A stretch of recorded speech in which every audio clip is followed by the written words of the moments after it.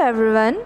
So today I will be talking about effective written communication. So let's start.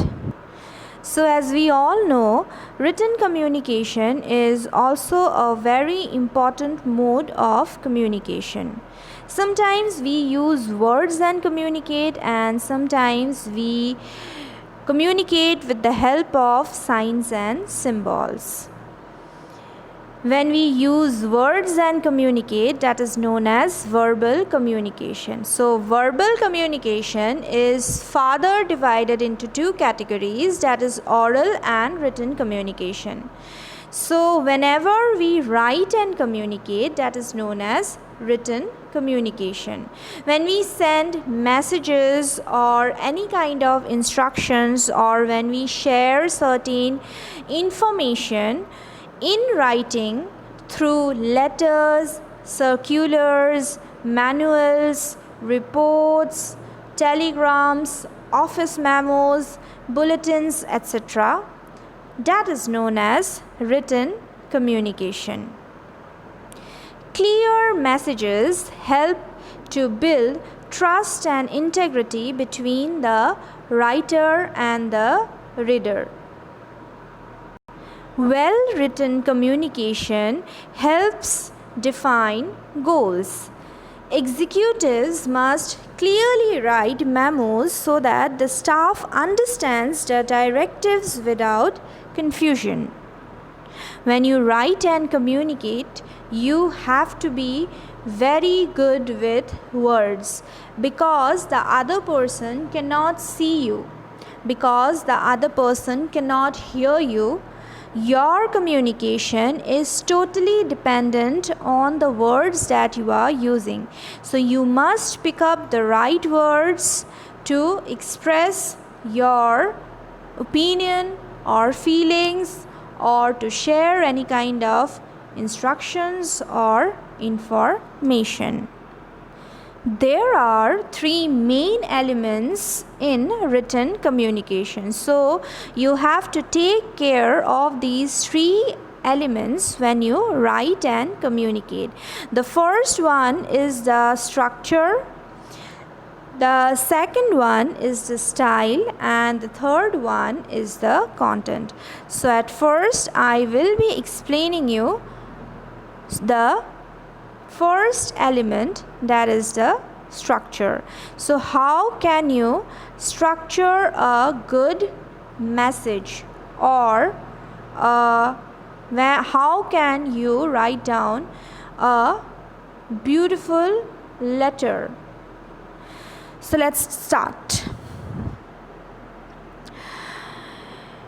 Clarify your thoughts and the purpose of your communication before you start writing. So whenever you want to write and communicate, you must be clear with your thoughts. You first of all should think what you want to write.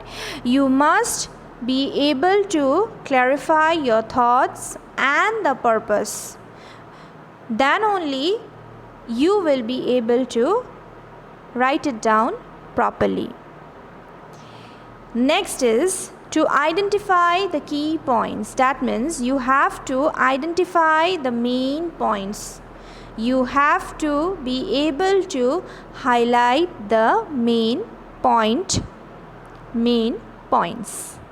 Next is decide on a logical order for what you have to say. So you have to organize and write. You cannot write in a haphazard manner. You have to write it beautifully and in a systematic way so that the other person can understand it. You cannot just write anything. You have to be systematic. It should not be like this, that you are writing about a particular topic and you jumped on to some other topic, then again you are back to the previous topic. It should not be something like that. Whatever you want to say, first of all, you should have you should have clarity regarding your thoughts, regarding your purpose, what you want to write. Then you need to identify the points that you want to mention, identify the main points you need to mention, and then you have to decide how you want to write, one after the other in a systematic order. Then compose a strong introduction and ending.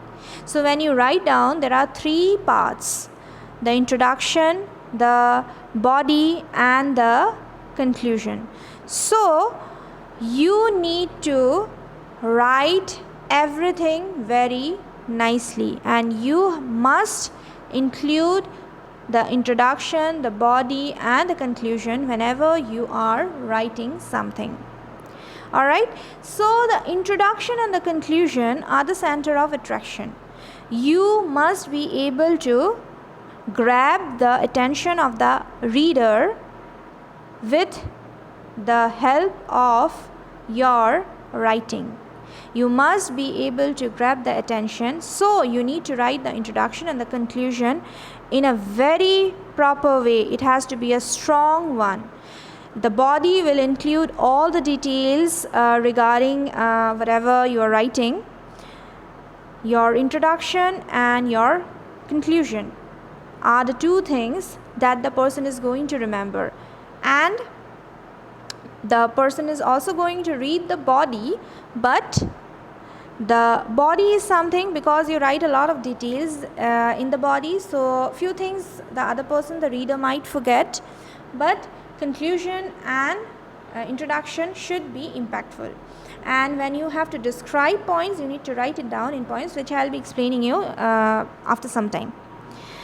Use short paragraphs and sentences rather than long. So whenever you're writing something, do not write in long paragraphs or long sentences. Do not write a sentence which consists of 50 to 60 words. No, you're supposed to write a sentence which has 15 words, not more than that. So long sentences, when you write long sentences, you are going to make a lot of mistakes, and the other person, grammatical mistakes of course, and the other person will also not be able to understand what you're writing. So that is why write short sentences, and the paragraphs should also be short. Help key points to stand out by using headings, subheadings, and bullet points. So you are supposed to highlight the key points.